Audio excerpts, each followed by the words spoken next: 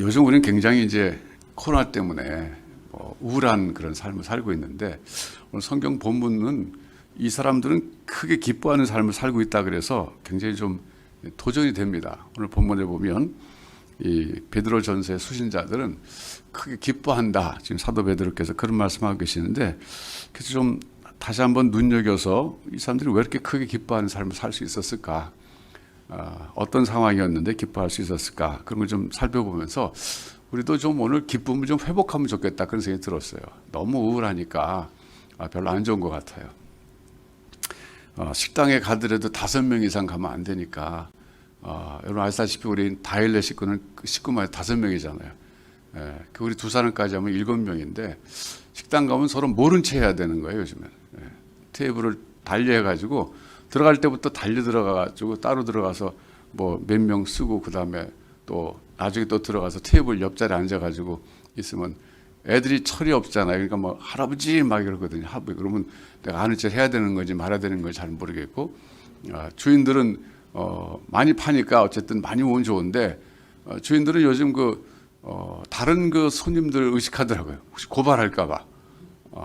그럼 또 고발하면 또 영업정지 먹고 그러잖아요. 그러니까 이상한 세상이 됐어요. 근데 가만 보니까 우리 집만 그런 게 아니라, 이제 우리가 식당 갔을 때, 요즘에 갔을 때 여기 앉고 여기 다른 사람 앉고 여기 저희가 앉았는데, 여기하고 여기도 같은 식구인데 따로 앉았더라고요.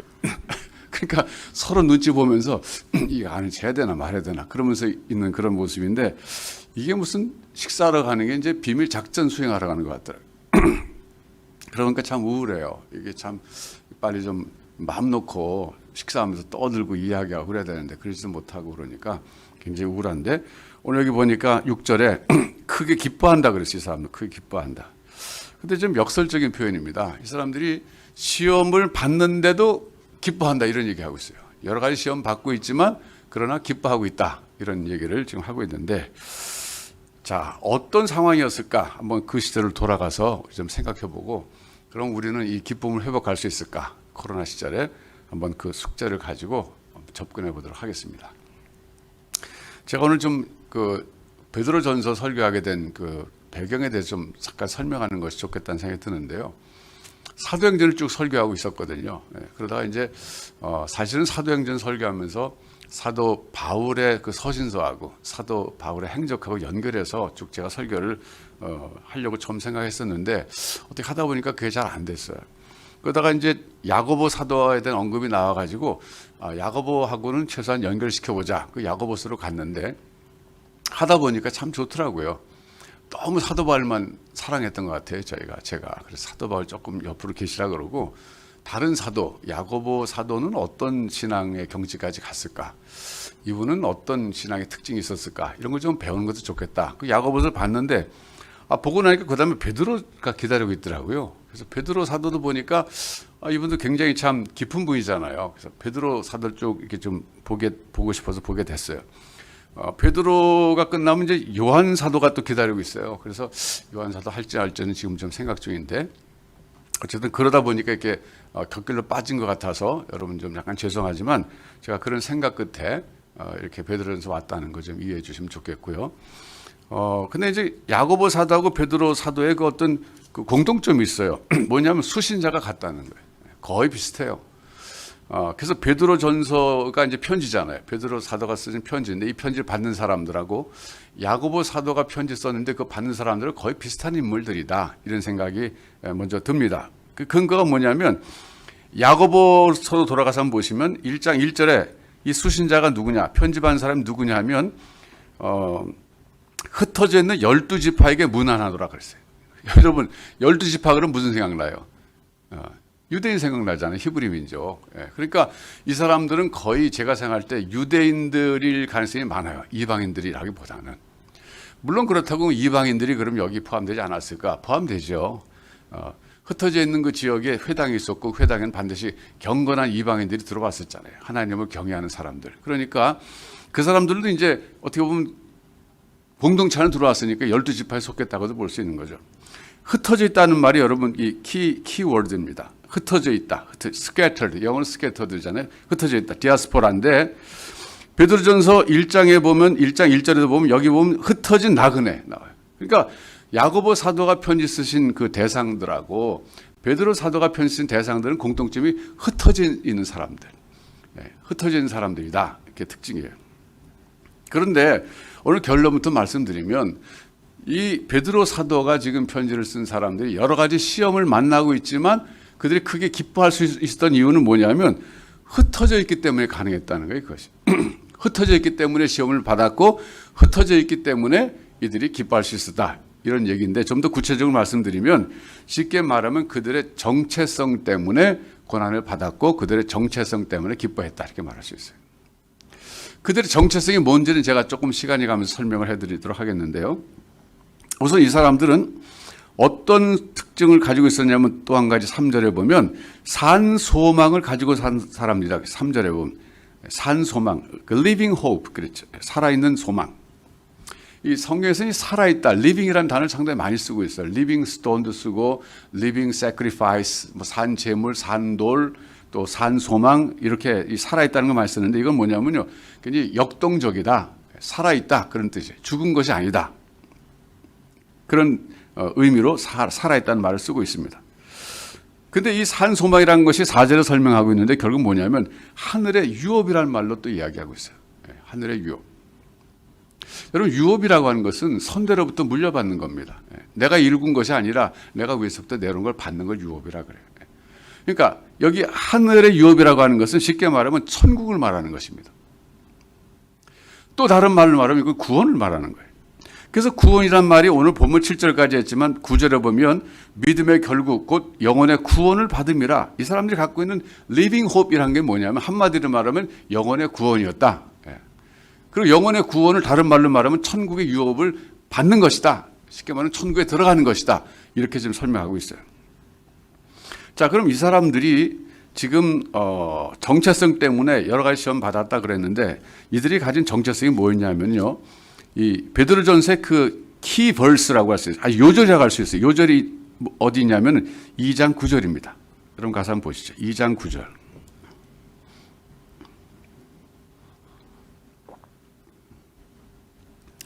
그러나 너희는 택하신 족속이요 왕 같은 제사장들이요 거룩한 나라요 그의 소유가 된 백성이니 이는 너희를 어두운 데서 불러내어 그의 기이한 빛에 들어가게 하신 이의 아름다운 덕을 선포하게 하려 하심이라. 이게 요절이에요. 요절. 베드로전서 요절. 그럼 여기서 사도 베드로께서 강조하고 있는 내용이 뭐냐면요. 여러분들은 구별된 공동체의 사람들이다. 이 뜻이 한마디로 말해요. 그 택하신 그 족속이란 말이 이게 이제 불러냄을 받았다. 에클레시아 그 뜻이잖아요. 밖에서부터 부르심을 받은 사람들이란 뜻입니다. 그러니까 택함 받아서 부르심을 받은 사람들인데 그런 점에서 볼 때 택하신 족속이다. 왕 같은 제사장들이다. 여기서 이제 많은 제사장들이 나왔잖아요. 여러분 종교개혁 때. 그다음에 거룩한 나라요. 이건 진정한 이스라엘이다. 그런 뜻이에요. 참 이스라엘이다. 그의 소유가 된 백성이다. 그랬어요. 이는 너희를 어두운 데서 불러내어. 이게 불러내었다는 말이 나오잖아요. 이게 에클레시아입니다. 사실은. 하나님께서 우리를 택해서 불러내셔서 새로운 거룩한 나라로 택하신 족속으로 왕 같은 제사장들로 삼아 주셨는데 이게 우리의 새로운 정체성이다. 그런 얘기예요. 그걸 우리는 지금 교회라는 말을 쓰고 있어요. 교회.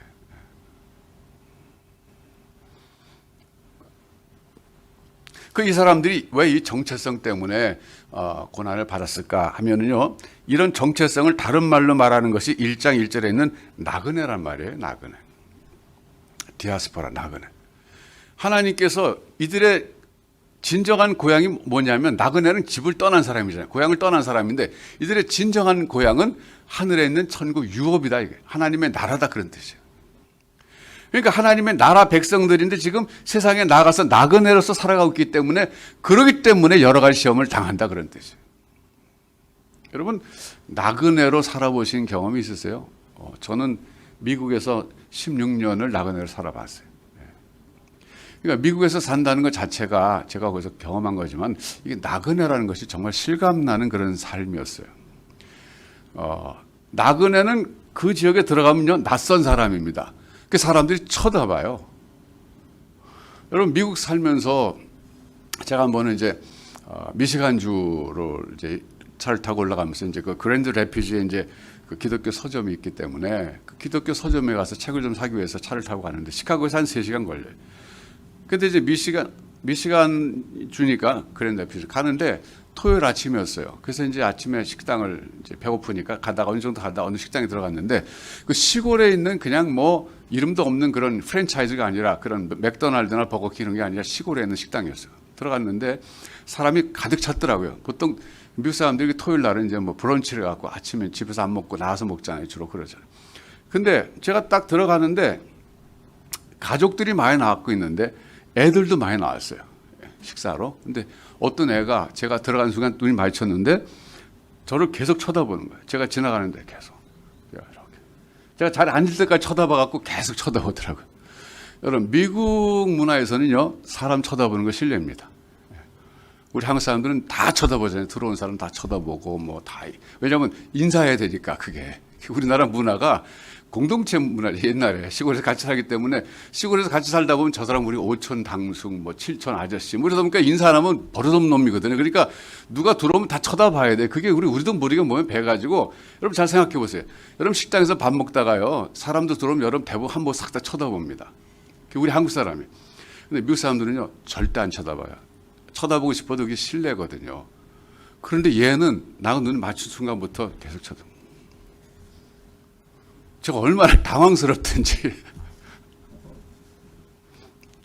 제가 아마 그 재키 챈인 줄 알았나 봐요. 걔들은 전부 재키 챈이라고 생각하거든요. 동양 사람 전부. 쿵쿵하고. 그러니까 제가 미국에서 살면서 그런 경험을 여러 번 했어요. 그게 나그네예요. 나그네 특징이. 그러니까 그 낯설은 사람, 낯설은 존재예요.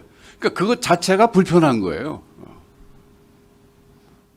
또 언어가 다르니까 이게 영어라는 게 말이죠. 제가 참 지금 생각해보니까 영어가 좀 죄송합니다. 좀 이 수준 낮은 언어더라고요.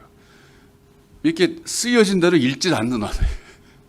이태리어라든지 스페니시 같은 거 쓰여진 대로 읽으면 대략 되잖아요. 근데 영어는 그게 아니에요. 이게 좀 상스러운 수준 떨어져가지고 이게 좀 인터네이션하고 이게 좀 액센트가 있어야 되는데 제가 한 번은 시카고에서 이제 그 윌로 크릭 교회를 찾아가는데 간 지 얼마 안 됐을 때였어요. 그 윌로 크릭 교회가 그 알곤퀸이라고 하는 그 길에 있어요. 거기 있어서 이제 알곤퀸이라고 하는 게 그게 뭐냐면 인디안 어떤 그 시카고 근교에 살던 그 트라이브의 그 부족 이름이에요. 그래서 이제 제가 가다가 길을 잘 모르겠어요. 잃어버렸어요. 그래서 주유소에 가가지고서 이제 거기 사람한테 물어봤죠. 여기 알곤퀸 길이 어디냐 그랬더니 못 알아듣는 거예요. 나 분명히 알곤퀸 길도 못 알아들어. 그래서 내가 여러 번 얘기했어요. 알곤퀸 얘기했더니 그 사람이 나중에 겨우 알아듣는 게 뭔지 아세요? 알곤퀸 그러면 안 되고 알곤퀸 그래야 되는 거예요. 제가 지금도 잊혀지지가 않아. 하도 당황해가지고. 난 분명히 알곤퀸 그러는데 이 사람은 알곤퀸 그러면 안 돼. 알을 거의 발음하지 말아야 돼. 그냥 차라리 알 빼고 곤퀸 그러면 알아들었을 거야 아마. 그게 나그네 고난이죠. 고난이에요. 처음에 미국 가가지고 말이죠. 맥도날드 가가지고 시켰는데 여기 좀 테이크아웃이라고 그러잖아요. 우리 집에 가져가는 거.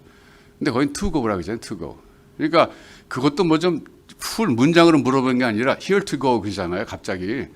내가 딱 주문했으면 그냥 다 된 줄 알았는데 그 주문도 어렵잖아요. 또 뭐 까다롭지 하나. 그런데 다 했는데 그 다음에 here to go 그러더라고요. 그래서 내가 그걸 알아들었나. here to go. 그래서 그랬죠. 뭐. 그러니까 또 here to go 그래서 했죠. here 여기서 먹겠냐? to go 가져갈 거냐? 이걸 물어보는데 내가 여기서 here 그래도 이제 to go 그래야 될 거를 그랬어요. 얼마나 그래서 한심했겠어요.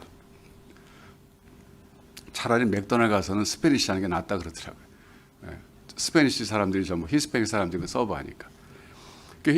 남미 사람들은 미국 가면 길 잃어버린 적이 없대요. 전부 통하니까. 제가 16년 동안 살면서 겪은 거는요. 이 나그네라는 삶. 이거 참 불편하다. 그러니까 뭐 한 10년 넘어가니까 이제 익숙해져요. 괜찮아요. 근데도 여전히 불편해요. 여전히 불편해요. 저도 그런데 우리 2세들은 얼마 더 하겠어요. 2세들은요. 거기서 태어난 애들인데 친구 집에 놀러 가면 Where are you from? 그런 거예요. 뭐 예를 들어서 I'm from Chicago 그러면 거기 말고 너 원래 어디서 왔냐 이거죠. 코리아란 말이 나와야 된다는 거예요. 근데 얘는 한국 한 번도 안 가본 애가 있거든요. 태어나가지고. 얼마나 황당하겠어요. 그게 나그네예요. 흩어진 나그네. 그러니까 우리는 사실 별로 실감을 못 하는데요. 이 사람들은 지금 여기 지명이 여러 군데 나오잖아요. 뭐 본도, 갈라디아, 갑바도기아, 아시아, 비두냐 여기 흩어져 살고 있는데 그 흩어져서 살고 있다는 것 자체가 사실은 굉장히 어려운 삶인데 거기다가 또 하나는 이 사람들의 정체성이 새로운 게 뭐가 부과됐냐면 택하신 족속이요 거룩한 나라요 왕 같은 제사장이요 하나님 소유된 백성이기 때문에 이건 뭘 말하냐면요. 그들과 생긴 것도 다르고 언어도 다르고 문화도 다르지만 라이프 스타일 자체가 달라야 된다는 거예요. 이게 어려운 거예요. 네. 제가 트리니티에서 이제 공부할 때 우리 그 친구가 있었어요. 그 제이슨이라고 하는 목사님인데 그 학교 안에 그 아파트에서 살고 있는데 거기서 한국 음식을 가끔 해 먹을 때 있잖아요. 그러면 한국 음식 중에서도 정말 냄새 고약하게 나는 거 있죠. 우리도 막 이상하게 나는 거, 청국장 같은 거 있죠. 하루 이 친구가 청국장을 끓여 먹은 거예요. 2층 집에서. 근데 앞집에 살고 있는 다른 학생이에요. 같은 전공도 같이 하는 그 친구였어요. 근데 그 사람이 신고한 거예요. 학교 시큐리티에다가. 저 집에서 이상한 냄새 난다. 그러니까 시큐리티가 온 거예요. 그래가지고 지금 앞집에 신고가 왔는데 그 사람들은 절대 직접 가서 얘기 안 합니다. 네, 그건 굉장히 그 인설트, 모욕하는 거예요. 그건 그렇게 되면 싸움이 돼요. 그러니까 그 폴리스나 이렇게 관계된 사람에게 신고해서 그 사람이 가서 얘기하겠죠. 와서 얘기하니까 막 당황한 거죠. 아니 모처럼 청국장 먹고 싶어서 정말 맘 놓고 끓였는데 이거 갖고 뭐라 그러니까 얼마나 황당하겠어요. 그래서 알았다. 이제 그러고서 이제 있는데 나중에 그 친구를 수업 시간에 이제 만난 거예요. 걔가 신고했던 거 아니까. 그래서 그때 얘기했대요. 야, 니네 집에서는 우리 집에서는 그 청국장 냄새 났지. 니네 집에서는 썩은 치즈 냄새 난다. 너무너무 싫다 그 냄새. 한마디 했다 그러더라고요. 그러니까 결국 이 나그네 삶, 그러니까 이게 다른 음식이잖아요. 예. 그러니까 다르다고 하는 것이 그만큼 그 자체가 다른 사람들 속에 살면서 그 사람들과 다른 것을 먹고 다른 것을 입고 다른 것을 마시고 무슨 산다는 것 자체도 힘든 건데 그러니까 하나님의 거룩한 백성으로서 택하신 족속으로서 그리고 하나님의 그 소유된 백성으로서 살아갈 때 그 삶 자체가 다른 그 라이프 스타일이거든요. 그걸 볼 때 사람들이 그를 용납하지 않고 배척하고 힘들게 한다는 거예요. 그러니까 여러 가지 시험을 만난다고 하는 것이 이것이 구체적으로 어떤 것인지 언급되지 않았지만 그냥 나그네로서 겪는 모든 삶의 고통들, 그 나그네가 보통 나그네가 아니라 다른 라이프 스타일을 가지고 살아가는 그 나그네이기 때문에 고통당하는 그 시험을 말하고 있는 거예요. 이 베드로전서를 연구한 그 학자들이 한 얘기가 이 베드로전서가 쓰여진 그런 시기를 보통 BC 한 63년, 64년 이때를 잡거든요. 그러면 이때가 언제냐면 네로가 통치하던 때예요. 네로. 여러분 뭐 폭군 네로라 그러잖아요. 네로가 그 막 로마 시내 불 질러 놓고는 저거 막 그 불을 감상하면서 저거 기독교인들이 불 질렀다고 해서 기독교인들이 핍박했잖아요. 그래서 어떤 사람은 여기를 로마 정부가 어떤 그 공권력을 이용한 교회를 핍박한 그걸 여러 가지 시험으로 해석하는 사람도 있는데 이 베드로전서를 깊이 있게 연구한 사람에 의하면 그런 것 같지는 않다는 거예요. 왜냐하면 로마가 기독교를 네로가 이렇게 핍박한 건 맞지만 조직적으로 계속 핍박한 것은 BC 3세기 초엽에 가서 했다는 거예요. 예.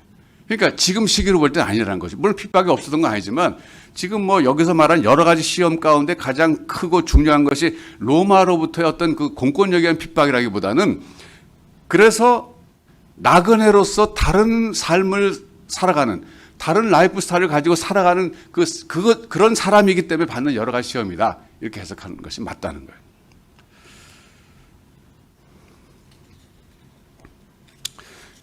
그런데 그 사람들은 그러면서도 그렇게 시험을 받아서 6절을 보니까 잠깐 근심한다 그랬어요. 근심한다. 왜? 시험 받는 거 좋아할 사람 어디 있어요? 근심하는데 그러나 잠깐 근심하지만 오히려 크게 기뻐한다 그랬어요. 왜 기뻐하냐면은 7절에 믿음이 점점 불로 연단한 금보다도 더 귀하게 단련되는 것처럼 믿음이 더 확실하게 단련되기 때문이다 이런 얘기예요. 여러분 학교 시험도 마찬가지예요. 학교 시험도 선생님들이 뭐 우리를 골탕 먹여 시험 낸 게 아니라 거의 그런 선생님도 있었어요. 문제 같지 않은 거 내가지고 골탕 먹인 사람이 있었어요. 근데 시험은 원래 꼭 알아야 될 것을 이게 아는지 모르는지 테스트하는 거예요. 그래서 내가 시험 보고 틀렸다 그러면 이 과목 내가 잘못 배우고 그건 꼭 알아야 되는 거예요. 그래서 시험 보고 나서 다시 이제 복습하면서 보충하는 게 시험인데 시험을 많이 겪은 사람이 공부를 더 잘하는 거예요. 그러니까 시험을 받는다는 것 자체가 이것이 더 믿음이 더 확실하게 되는 과정이기 때문에 이 사람들은 그걸 기뻐한다는 거죠.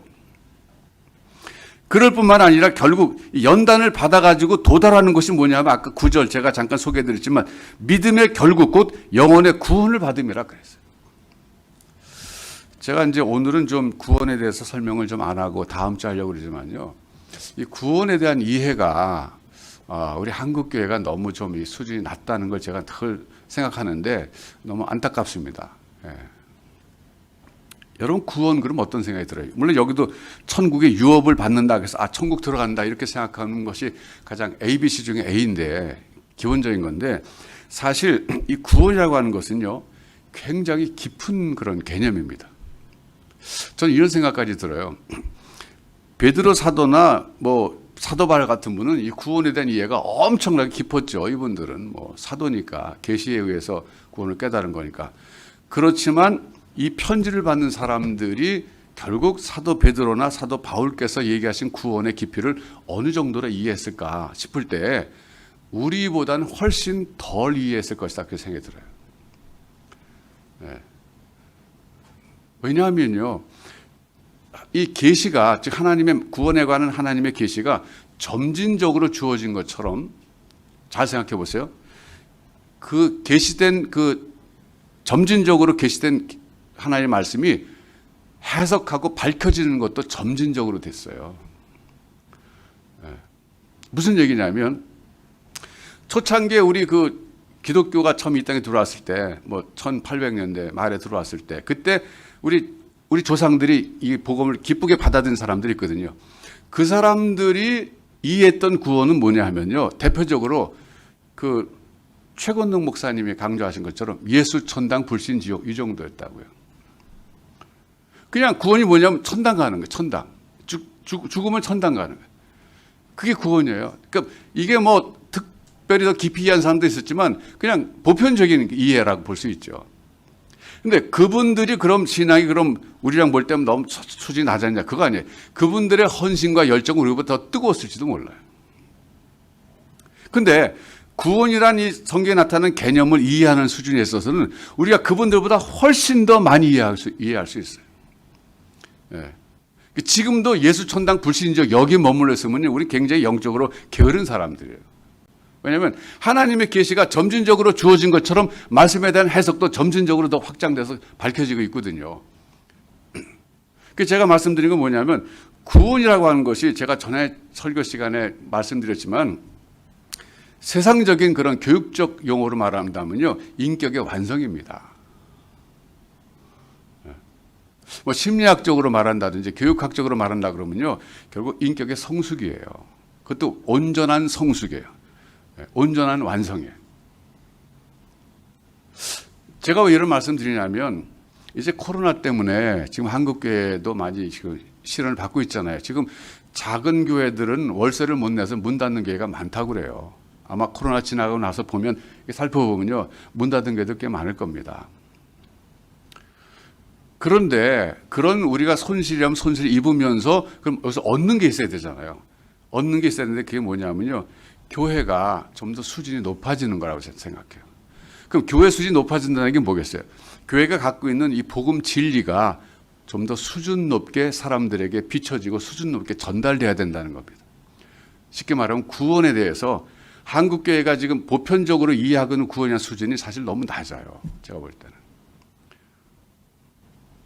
지금 은퇴하셨지만 박영선 목사님께서 하신 그 중요한 역할이 뭔지 아세요? 남북교회 아시아 선교촌회장 남북교회 박영선 목사님이 그 한국교회 그나마 일부분이죠. 전체는 못했어요. 일부분에서 공헌하신 것 중에 하나가 뭐냐면 성화를 강조하신 거예요.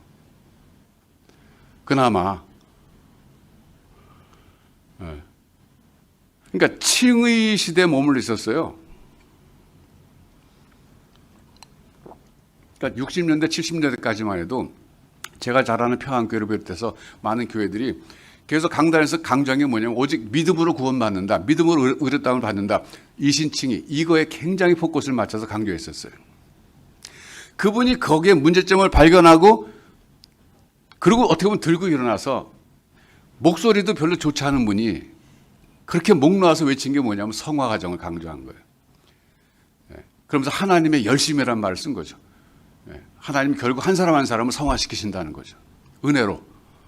이분은 뭐 절대 칼비니스트예요. 인간의 영역이 거의 없어요. 그분 생각 속에. 근데 제가 볼 때 성화 그 다음에 단계가 뭐냐면 사실은 영화잖아요. 교리적으로는. 근데 영화인데 그 성화라는 말을 저는 현대어로 바꿔서 세상 사람들에게 좀 더 어필하고 접근하기 위해서는 이것이 인격의 온전한 완성이다. 인격의 온전한 성숙이다. 이런 개념으로 설명하고 싶은 거예요. 저는 가능하면 한국교회가 앞으로 구원을 얘기할 때 좀 그 면을 얘기했으면 좋겠어요. 이걸 좀 성경적이고 신학적인 용어로 말하면요. 하나님의 형상의 온전한 회복이다. 이렇게 구원을. 그러니까 그냥 구원이라는 것이 예수 믿다가 잘 믿다가 천국 가는 것이다. 그렇게 생각하면요. 이거는 어떻게 보면 심하게 말하면 그냥 줄 잘 선 사람들이에요. 좀 더 나쁘게 말하면 굉장히 약삭 빠른 사람들이라고요. 그러니까 어느 공동체, 저기 가면 구원이 있대. 그래서 빨리 줄 선 거예요. 갔더니 또, 예수 믿고 그러면 이 세상에서 잘 된대. 병도 고치고 사업도 잘 되고 자식도 잘 된대. 이거 이 세상에서 잘 돼? 죽은 다음에 천국 간대. 이거 완전 줄 잘 선 거잖아요. 근데 천국 간다는 정도로 구원을 이해하는 게 아니라 하나님이 우리에게 주시려고 하는 그 구원이 뭐냐면 결국 하나님의 형상의 온전한 회복이다. 아담에게 주셨었는데 그것이 타락으로 인해서 그게 어느 일부분은 죽어버렸고 일부분은 망가졌는데 이것을 하나님 온전히 회복시키시기 위해서 그 아들을 보내신 것이고 결국 그것이 구원이라고 하는 이런 측면. 이걸 자꾸 강조해야 되겠다. 그런 생각이 많이 들어요.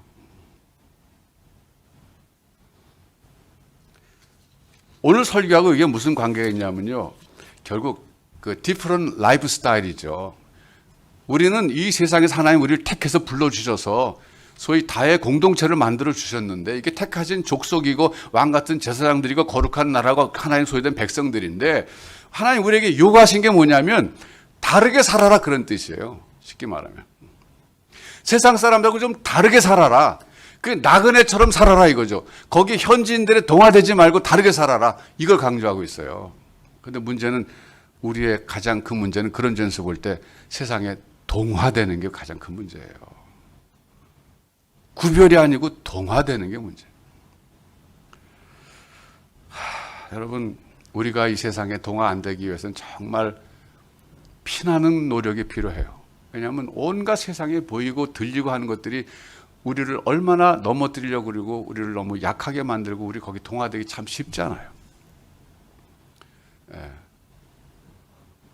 하나님이 우리에게 요구하시는 것은 좀 다르게 살아라 그런데.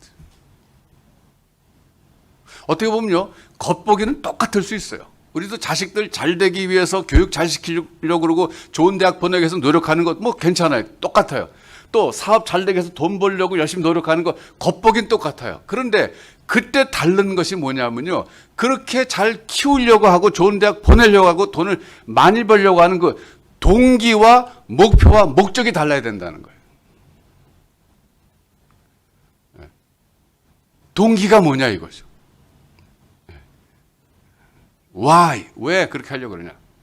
그 다음에는 목표와 목적이 뭐냐 이거죠. What for? 무엇을 위해서 그렇게 하려고 그러냐. 그게 달라야 되는 거예요. 그러니까 우리가 늘 생각해야 될 건 뭐냐면 그걸 스스로 자꾸 자기 자신의 내면의 세계를 들여다봐야 되는 거예요. 너는 왜 잘 되려고 그러냐? 너는 왜 자식 잘 키우려고 그러냐? 너는 왜 자식 좋은 대학 보내려고 그러냐? 너는 왜 돈을 많이 벌려고 그러냐? 그 자기 자신의 속을 늘 들여다보고 하나님 앞에서 반성하는 시간이 많아야 돼요. 그게 악기를 조율하는 시간이에요.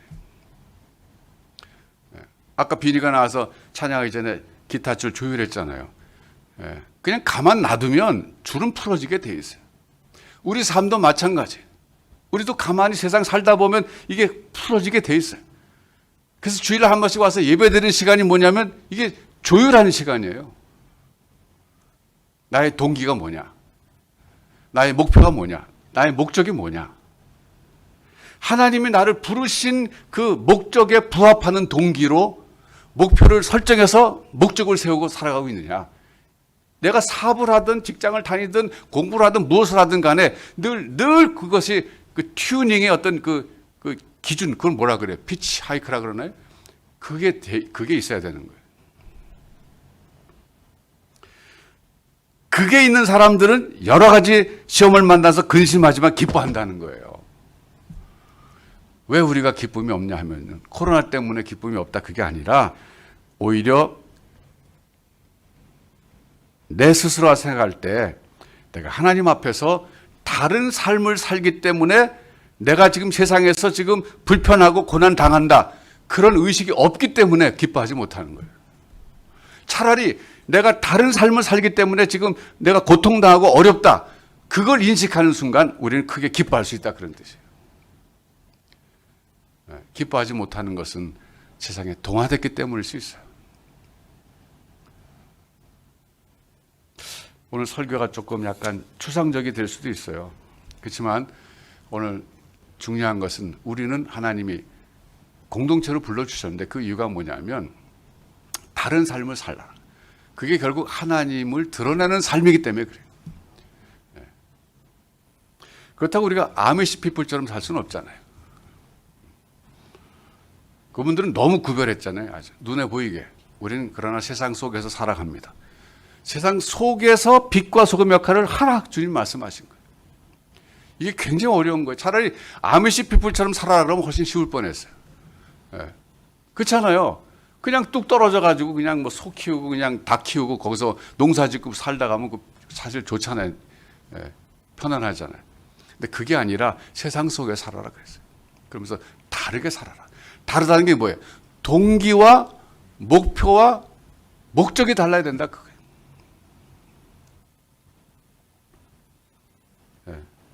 목표하고 목적이 같은 개념이지만 비슷한 개념은 다른 거잖아요.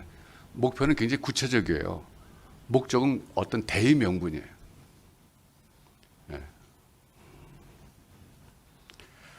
그래서 여러분 우리가 지금 코로나 때문에 지금 우울한 것이 아니라 사실은 하나님이 우리에게 주신 새로운 정체성, 이 정체성에서 요구되는 그 디퍼런트 라이프 스타일 이거를 제대로 하지 못하기 때문에 우리에게 기쁨이 없는 겁니다. 오히려 그런 거예요. 그리고 우리가 받게 될 천과 하늘의 유업, 다시 말하면 영혼의 믿음의 결국고 영혼의 구원, 여기에 대한 이해가 너무 부족하기 때문에 그래요. 그걸 깊이 있게 깨달은 사람이라면, 하나님 우리에게 주신 그 구원의 엄청난 은혜를 깨달은 사람이라면, 그러면 어떤 상황에서도 그것 때문에 크게 기뻐할 수 있는 겁니다. 자, 여러분, 제가 오늘 기쁨을 회복하는 방법을 말씀드렸는데 조금 더 구체적으로 말씀드리지 못해서 죄송해요. 여러분 이해하신 대로 자신을 돌아보고 하나님이 나를 하나님의 사람으로 불러주셨는데 내가 하나님 원하시는 나의 정체성에 걸맞는 그 라이프 스타일대로 살아가느냐, 나그네처럼 살아가느냐, 동화되지 않고 살아가느냐, 그래서 핍박이 있고 어려움이 있다, 기뻐하시기 바라요. 그게 없다, 반성하셔야 됩니다. 그게 위기일 수 있어요. 그래서 예수님 때문에 기뻐하고 예수님이 나에게 주신 은혜 때문에 기뻐하고 이 세상 살면서 여러 가지 근심 있는 일들을 겪지만 그러나 나에게 주신 그 예수 그리스도 안에서 주신 그 하나님의 그 구원의 은혜, 이것 때문에 기뻐하는 이 시대 진정한 택하신 족속이요, 거룩한 나라요, 주의 소유된 백성들, 왕 같은 제사장들 누리시기를 주님의 이름으로 축원합니다. 기도하겠습니다. 하나님 아버지 감사합니다. 부족한 저희들을 불러주셔서 저희들은 원했던 것이 아니지만 거룩한 백성이라는 명찰을 붙여주셨고 택하신 족속이라고 이름 지어주셨고 하나님의 소유된 백성이고 왕같은 제사장제라고 세워주셨기 때문에 살아가는데 저희들은 지금 연약하고 부족해서 세상에서 구별된 삶을 살기보다는 동화되기 쉽습니다. 성령께서 도와주시고 은혜 허락하여 주시옵소서. 하나님께서 우리에게 주신 구원의 놀라운 이 풍성함을 깨닫게 하여 주셔서 어떤 상황에서도 그것 때문에 오히려 기뻐하고 감사하는 저희들 되게 하여 주시옵소서. 예수님의 이름으로 기도하옵나이다. 아멘.